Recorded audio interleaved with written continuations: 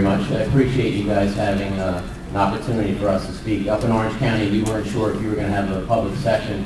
I hear that's in the works right now, so we do appreciate that. But it is a very important issue to us, and I wanted to come here and represent some of my colleagues from the neighboring towns throughout Orange County, as well as my own in the town of Chester.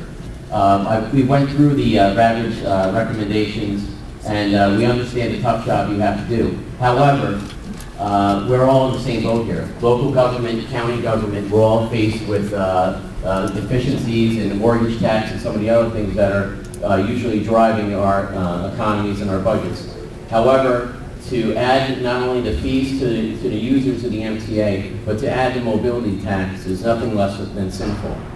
In this economy, we have droves of people being laid off day after day. In my community, the unemployment rate is going through the roof, just like everybody else in our area and our country.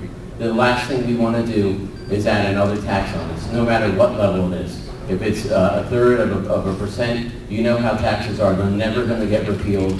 They never end. They only grow. And that is the problem with this state. We know we can't afford to keep people. We can't afford to keep young people, old people here. And this thing is nothing less than sinful. What I'd like to present to you for the record is one thing is a resolution on behalf of the Association of Towns for Orange County. This represents every town in Orange County as well as many of the cities and villages in there. Last week we had a unanimous vote against the mobility tax. We also had a local law in my own town of Chester last week that was unanimous against the mobility tax. We know a lot of this is over your heads and this has to deal with the state legislature as well. So I'm sure we are going to take up our cause there as well.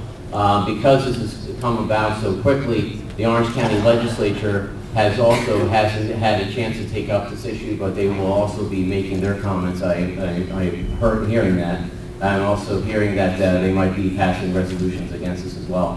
One last thing I'd like to mention is over 2 weeks ago there was a press conference in Rockland County in Pearl River.